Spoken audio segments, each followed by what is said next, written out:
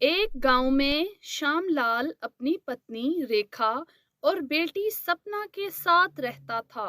श्यामलाल और रेखा दोनों अपनी बेटी से बहुत प्रेम करते थे। श्यामलाल शहर में किसी जगह काम करता था। श्यामलाल की नौकरी बहुत अच्छी थी। वो अपनी बेटी सपना के लिए हर समय कुछ न कुछ लेकर आता रहता था। सपना अपने खिलौनों से सब दोस्तों को खेलने देती थी। सपना के जीवन में सपना को किसी चीज की भी कमी नहीं थी, लेकिन एक चीज थी जो सपना के मन को बहुत ज्यादा दुखी कर देती थी। वो थी सपना के चेहरे का रंग। सपना वैसे तो बहुत ज्यादा सुंदर थी, मगर सपना का रंग बहुत ही ज्यादा काला था, जिसके कारण सपना की गांव वालियां सपना का मजाक बनाती थीं। सपना का मन तो बहुत ही साफ था, लेकिन इसकी दोस्तें इसकी असल सुंदरता का ख्याल नहीं करती थीं। वो कोई भी मौका हाथ से नहीं जाने देती थीं और हर समय सपना का मजाक उड़ाती थीं। एक दिन सपना के पिता उसकी माँ के पास आए और बोले, रेखा, अरे ओ रेखा, कहाँ हो भाई रेखा? जी पति जी, हम यही हैं, बताइए क्या काम है आपको? शहर से संदेशा आया है, हमारे मालिक की बेटी का जन्मदिन है और वो चाहते हैं कि हम पूरे परिवार के साथ वहां जाएं। ठीक है पति जी, हम जरूर जाएंगे। सपना भी घर रह रहकर बोर हो गई है, कहीं घूम भी नहीं पाई। माता जी, कहाँ जाने की बात हो रही है? सपना बेटी, मैं जहाँ काम करता हूँ वहाँ के मालिक की बेटी का जन्मदिन है और सपना, तुम मेरे साथ जरूर जाओगी वहाँ। तो मैं तुम्हारी मम्मी के साथ यही बात कर रहा था। वाह माता जी, बहुत मजा आएगा, मैं भी जाऊंगी। हाँ हाँ मेरी बेटी, क्यों नहीं, तुम्हारे बिना हम कभी कहीं गए हैं क्या? अगले दिन श्यामलाल अपनी बेटी और पत्नी के साथ मालिक के घर गए, जहां इनकी बेटी का जन्मदिन था। पूरा घर बहुत ही सुंदर सजा हुआ था। माता जी, कितना सुंदर लग रहा है। इस दफा मेरे जन्मदिन पर ऐसे ही सजावट करेंगे ना आप? हाँ हाँ मेरी राजकुमारी, जरूर करूँगा। आहिस्ता आहिस्ता सब जन्मदिन के लिए आने लगे। श्यामलाल अपने मालिक से मिला और अपनी बेटी और पत्नी को भी उनसे मिलवाया। पास ही इनकी बेटी खड़ी थी, जिसका नाम रूपा था। श्यामलाल, ये है मेरी बेटी रूपा, इसका आज जन्मदिन है। जन्मदिन की विदाई हो बेटा। थैंक्स। जन्मदिन की विदाई हो रूपा? ये कौन है डैड? और इसको मेरे जन्मदिन पर किसने बुलाया? ये तो मेरी फ्रेंड नहीं है। ऐसे नहीं बोलते बेटा, ये हमारे यहाँ जॉब करने वाले श्यामलाल की बेटी है। श्यामलाल बहुत ही भला इंसान है, इसीलिए मैंने इसको और इसके पूरे परिवार को इनवाइट किया है। Oh come on dad, I am not interested. ये काली कलौटी मेरी दोस्त नहीं हो सकती।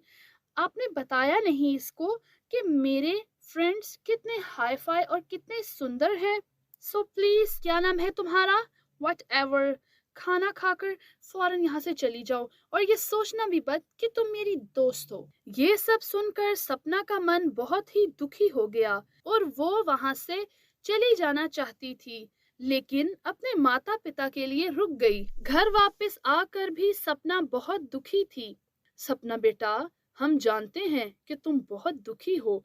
रूपा को ऐसी बातें तुमसे नहीं करनी चाहिए थी। नहीं पिताजी, मुझे बिल्कुल भी बुरा नहीं लगा, क्योंकि इसने जो भी कहा वो सच है। ये कहकर सपना रोने लगती है। सपना को रोता हुआ देखकर सपना के माता पिता भी दुखी हो जाते हैं। नहीं मेरी बच्ची, रो मत। हर किसी की अपनी अपनी सोच होती है। जिसकी जैसी सोच हो वो वैसे ही सोचता है। तुम दुखी मत हो। चलो आओ, बहुत थक गई होगी, तुम सो जाओ। अगले दिन सपना के चाचा चाची और इनकी बेटी गांव से इनसे मिलने आते हैं। आइए भाई साहब, कैसे आना हुआ? वैसे ही मेघना की छुट्टियां थी तो सोचा इसे घुमाने ले जाऊं। हा हा हा, अच्छा किया आपने भाई। बच्चे घर रह रहकर बोर हो गए हैं, सपना का भी यही हाल है। आओ मेघना, मिलकर खेलते हैं। हाँ चलो सपना, खेलते हैं। दोनों मिलकर खेलने लगती हैं। खेलते खेलते मेघना सपना से लड़ पड़ती है। जाओ, मुझे नहीं खेलना तेरे साथ, काली कलोटी। हाँ, तेरे साथ तो कोई भी ना खेले, और ये मेरी अच्छाई मान कि मैं तेरे साथ खेली। शक्ल देख रही है तू अपनी, कोई दोस्ती भी ना करे तेरे से। काली कलोटी, काली कलोटी, काली कलोटी। चुप हो जाओ मेघना, क्या ये सिखाया है मैंने तुझे कि अपनी बहन से ऐसे बात कर? सॉरी माताजी, वो मैं तो बस खेल रही थी। बस एक शब्द और नहीं, तुम उनके घर उनकी इंसल्ट करने आई हो क्या? ये कहकर मेघना को अपने साथ वो वापस घर ले जाते हैं। मेघना के जाने के बाद सपना जोर जोर से रोने लगती है।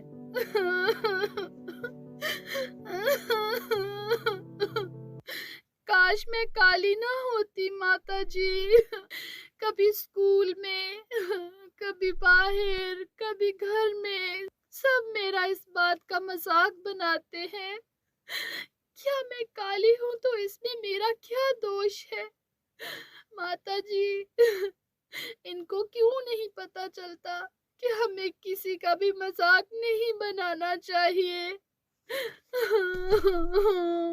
रो नहीं मेरी बेटी, ये लोग तुम्हारे अंदर की सुंदरता को नहीं समझ सकते।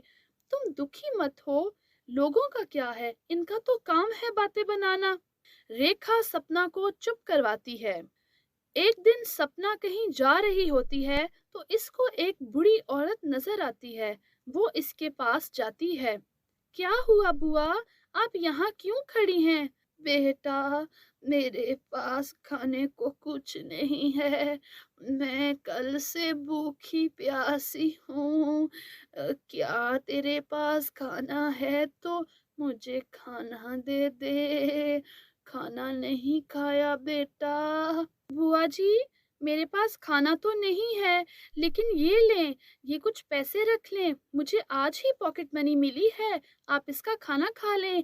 कोई बात नहीं, मैं इसकी चीज नहीं लूंगी। जैसे ही सपना बूढ़ी औरत को पैसे देती है तो वो गायब हो जाती है और इसकी जगह एक सुंदर सी परी खड़ी होती है। परी, आप वाकई ही परी हैं।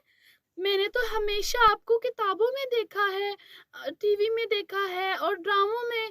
आप सच में परी जी हैं, मैं कोई सपना तो नहीं देख रही ना?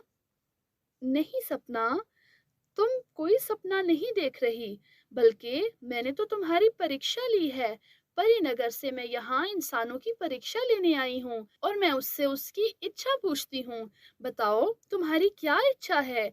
मैं तुम्हारी इच्छा जरूर पूरी करूंगी। परी जी, मुझे तो कुछ भी नहीं चाहिए, मेरे पास तो सब कुछ है। माता है, पिता है, घर है, और परी जी, मेरे पास एक चीज नहीं है। हाँ बोलो सपना, मैं तुम्हारी हर इच्छा मानने को तैयार हूँ। परी जी, सब मेरा मजाक उड़ाते हैं क्योंकि मैं काली हूँ। कोई भी मेरी असल सुंदरता को नहीं देखता, सब मेरे चेहरे का देखकर मजाक बनाते हैं। मेरी कजन भी, बाहर भी, मेरी क्लास की लड़कियां भी सब मेरा मजाक बनाती हैं। बस इतनी सी बात? ये लो, ये क्रीम अपने चेहरे पर लगा लो, तुम हमेशा के लिए गोरी हो जाओगी। सपना परी से क्रीम ले लेती है और परी गायब हो जाती है। क्या क्या ये मुझे क्रीम लगानी चाहिए? चलो, लगा कर देखती हूँ। सपना वो क्रीम का मसाज अपने मुंह पर करती है। सपना जैसे ही इस क्रीम का मसाज अपने चेहरे पर करती है तो इसका चेहरा गोरा हो जाता है। सपना को तो यकीन ही नहीं हो रहा होता कि इसके इतने गोरे हाथ पांव। वाओ, मैं इतनी गोरी हो गई। ये धन्यवाद परी जी, आप जहाँ कहीं भी हैं।